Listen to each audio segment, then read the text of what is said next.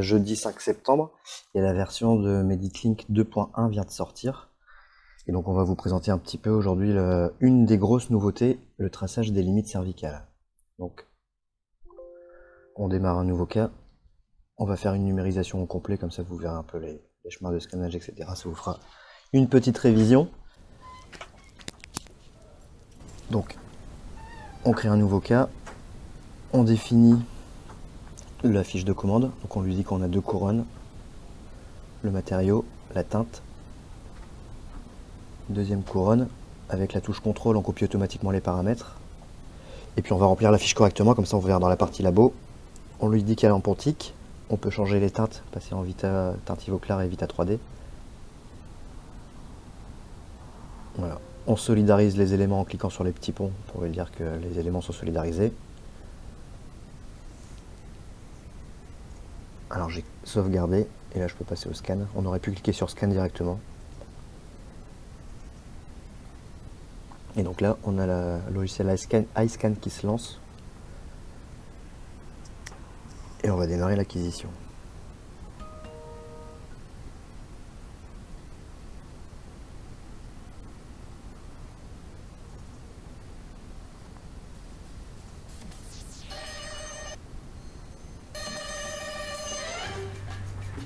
Alors là on a un modèle qui est déjà détouré, qui a été imprimé avec Exocad, etc. Du coup on a un creux autour de la limite cervicale qu'on va pas réussir à venir scanner complètement, ce qui est normal.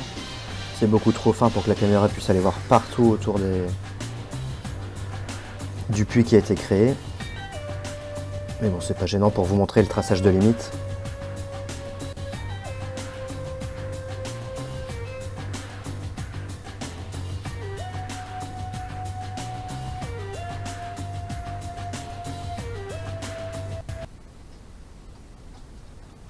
Donc sur la nouvelle version de MeditLink 2.1, on peut changer facilement le son et lui mettre un fichier MP3 qu'on pouvait pas avant. Avant c'était que du point wave.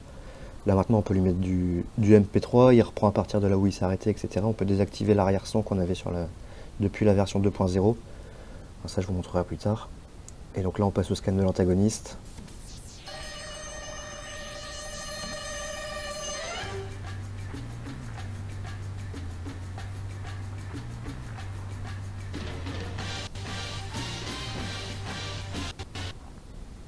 Vous pouvez voir aussi que le code couleur a changé par rapport à la version 2.0 qu'on avait avant. Maintenant il y a du jaune.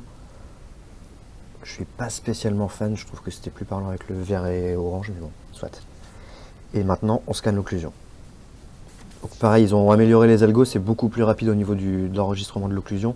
Là on a vu que les arcades étaient inversées, il me les a quand même recalées facilement. Alors j'inverse mes arcades parce que j'avais scanné la maxillaire à la place de la mandibule. Et puis maintenant, on va venir cliquer sur l'icône ici pour tracer la limite. Donc le but du jeu c'est de définir une zone, donc là on est sur la dent 45. Le but du jeu c'est de venir définir une zone soit avec l'outil polygonal, soit avec l'outil rond. Donc on se met au centre de la dent et on entoure jusqu'à la limite cervicale. Ça va nous générer le résultat final pour pouvoir tracer la limite. Donc ça sert à rien de faire un trop gros cercle pour prendre plus d'informations, ça va être plus long à générer le résultat final.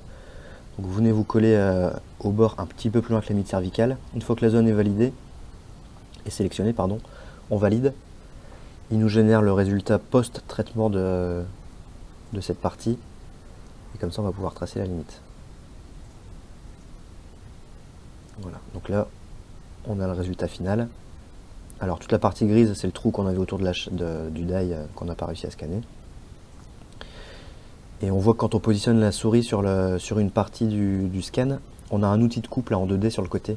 Du coup c'est super pratique pour aller trouver le fond du sulcus, voir votre limite de préparation, etc. Donc là je me suis mis en mode automatique, on lui trace des points. Alors un point, si la taille est correcte, etc., il va le faire facilement. Là, comme c'était un fichier un peu pourri à cause du trou, il a eu plus de mal à le faire, mais c'est pas grave, je lui donne plusieurs points, il se corrige au fur et à mesure. Et puis après, on peut à n'importe quel moment sélectionner un point pour bouger la limite qu'il nous a tracée, comme je suis en train de faire. On peut prendre chaque point séparément. On peut passer aussi en monochrome. Ça permet de se rendre mieux compte des volumes, des arêtes, etc. Qu'avec la couleur.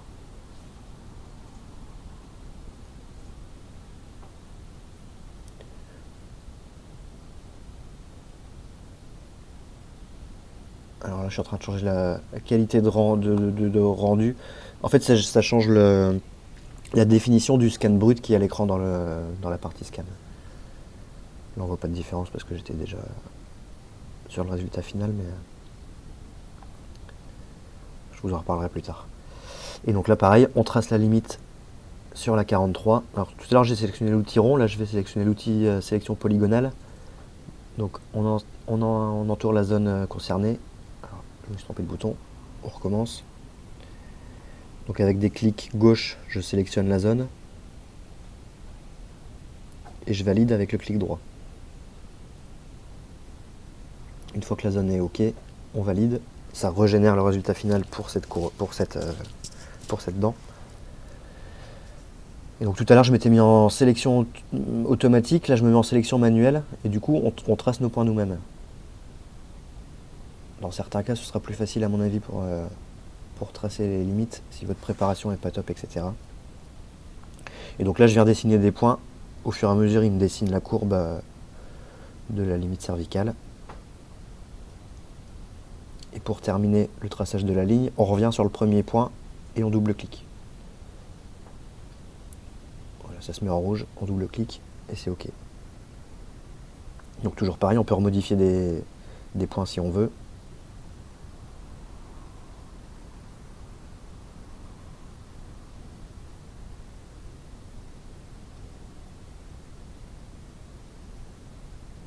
Je repasse ça en affichage polychrome.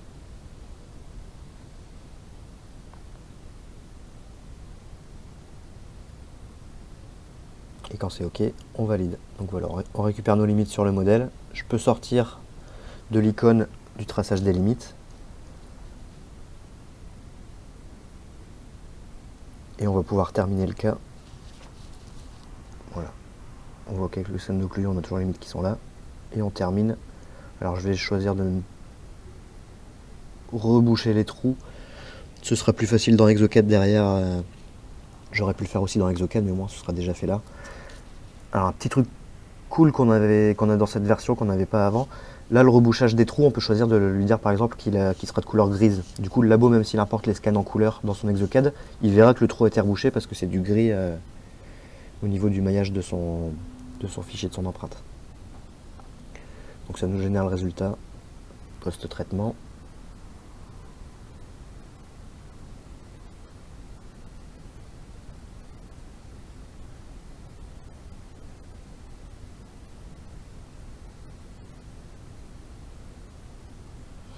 Et on récupère nos empreintes qui se plotent sur le serveur. Voilà, donc là la mandibule, juste l'affichage de la mandibule. On peut afficher les limites cervicales. Donc ils viennent se mettre en superposition du scan. Et maintenant, quand vous envoyez le travail au laboratoire par le cloud, il va récupérer cette limite. Alors s'il travaille dans Exocad, il pourra importer directement la limite cervicale. S'il travaille sous 3Shape ou dans Tailwings ou Sirona, il ne pourra pas les importer pour l'instant. Par contre, il a au moins le viewer en 3D pour pouvoir voir ce que vous lui avez tracé et se baser dessus comme référence. Voilà, c'est tout pour cette vidéo. On passe côté labo. Merci à vous et puis on se retrouve pour d'autres vidéos plus tard.